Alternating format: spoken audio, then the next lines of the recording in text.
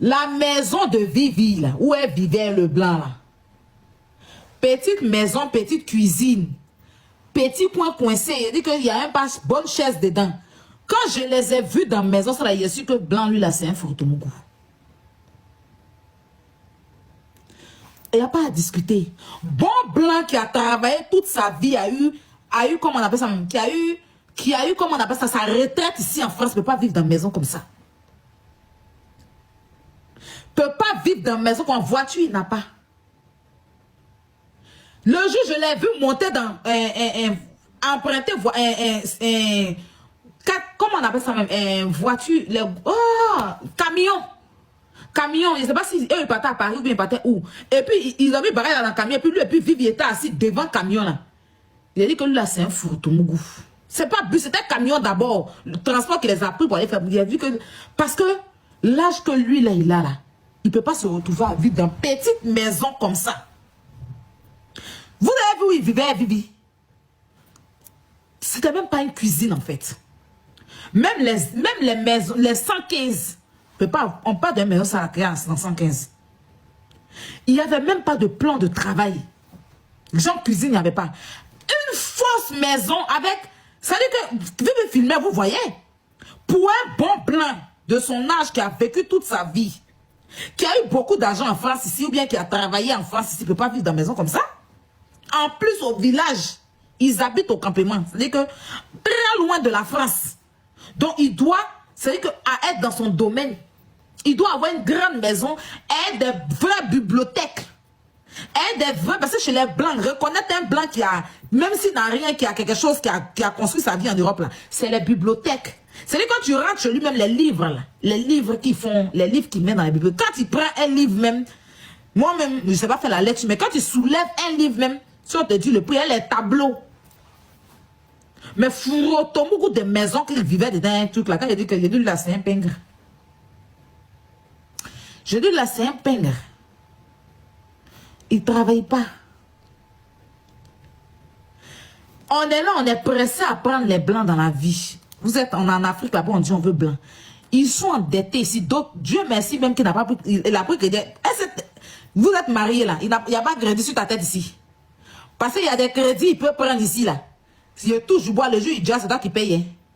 J'ai une copine qui habite à comment on appelle ça même? Oh! Vers Nantes là-bas là. Ah! J'ai oublié le nom du truc. Où John habite là? Eh, pas John de TikTok, un autre John. John Merrill. Hey. C'est, attends. Il y a Nantes. Ah, pourquoi j'ai oublié? On n'a qu'à faire sa demande. On fait ça, la promotion de son Viva Stream. Hey, j'ai oublié le nom. Oh mon Dieu. Pas Bordeaux, c'est vers Nantes. Angers, merci. Elle s'est mariée à un blanc. Ils se sont mariés, signé les papiers là, bon. Elle est arrivée ici, elle, le blanc. Là. Elle a fait 2 mois. Elle avait commencé à travailler et tout. Le blanc a pris son nom. Parce que lui, il était tellement endetté. Il a pris ses papiers pour aller prendre crédit. Elle ne sait pas. Il est parti prendre les tout crédit au nom de la femme, au nom de sa femme, au nom de sa femme, au nom de sa femme, au nom de sa femme. Le blanc a déjà, jusqu'à actuellement là, quand tu lui dis bonjour, elle pleure. Bonsoir, elle pleure. Bonne arrivée, elle pleure. Tu veux manger quoi, elle pleure. Elle travaille pour la France. Elle envoie sa demande.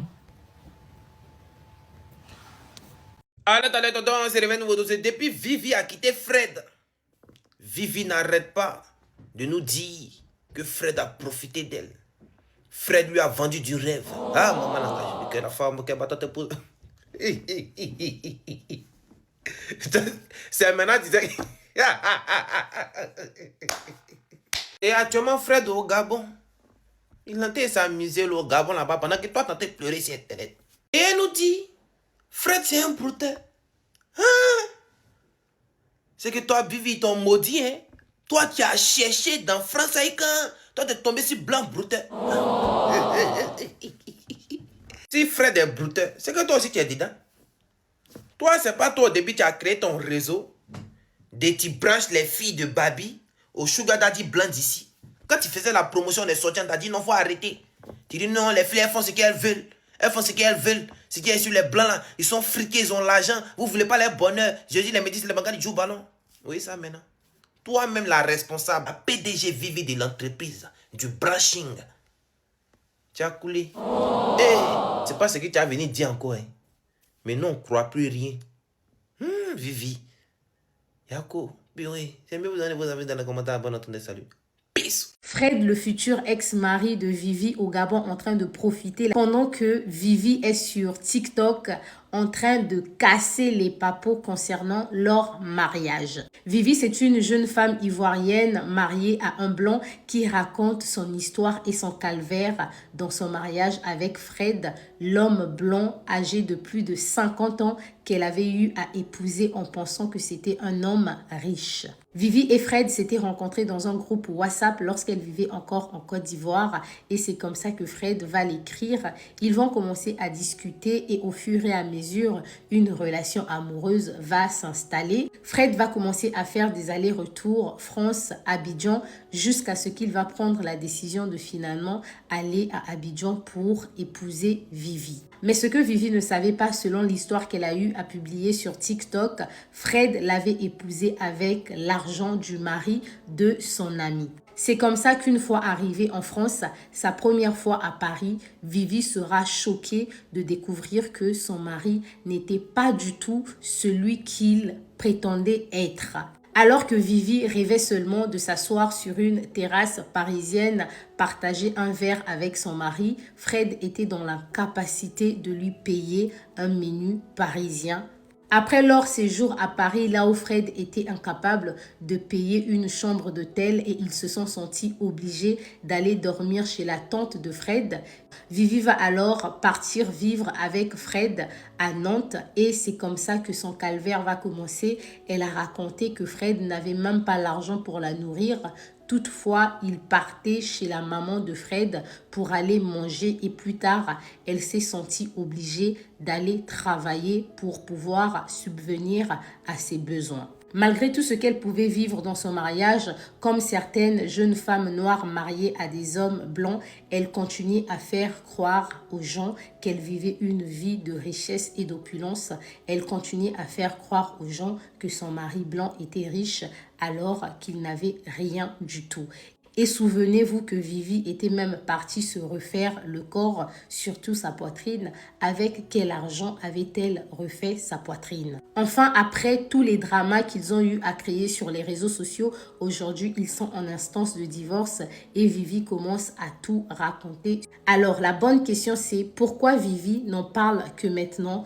Pourquoi les femmes noires qui se marient à des hommes blancs pensent que forcément l'homme blanc doit être riche?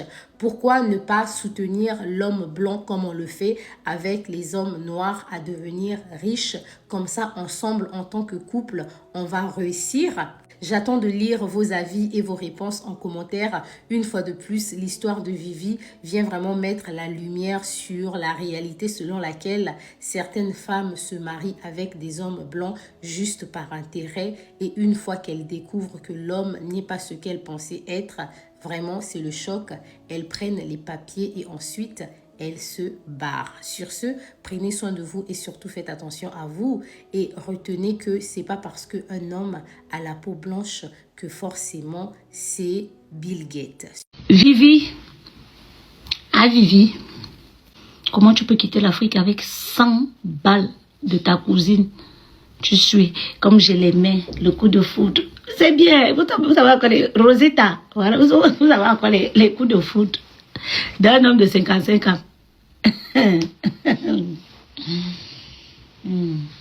Coup de foot. Vous faites à qui?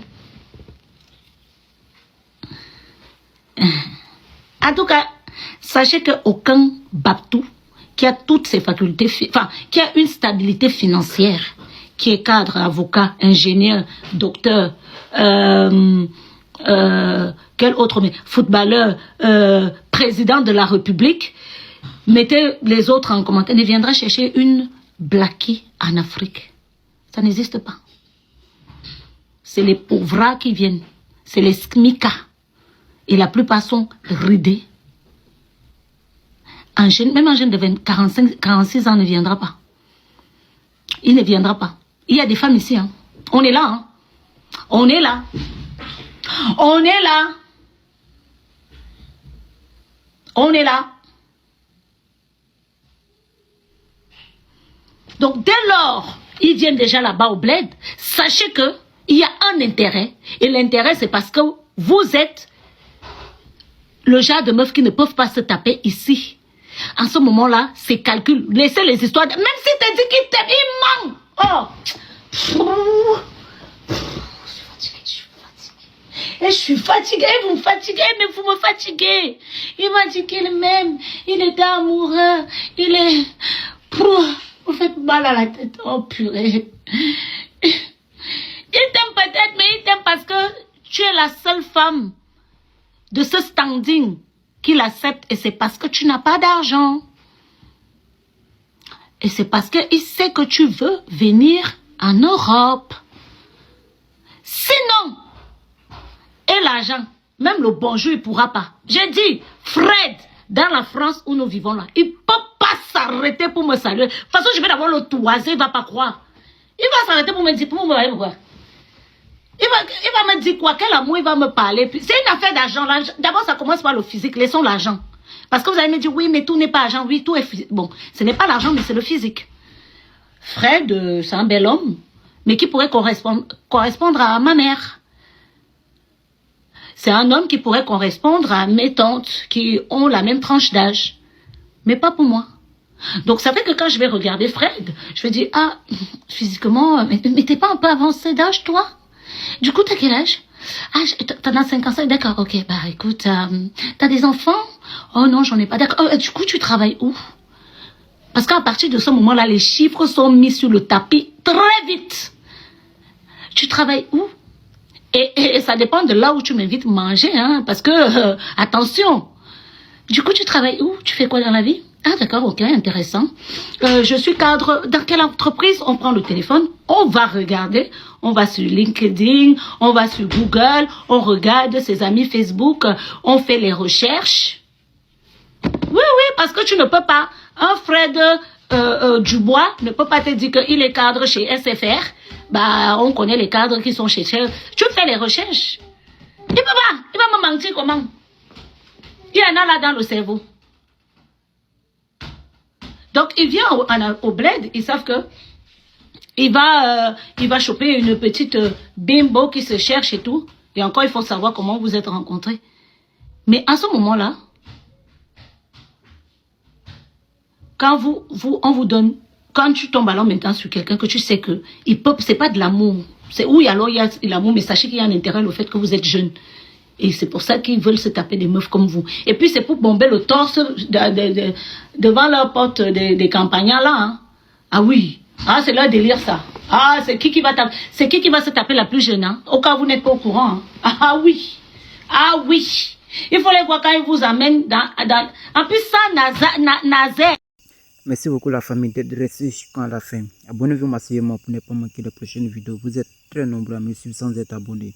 Abonnez-vous pour ne pas manquer nos prochaines vidéos. Merci beaucoup.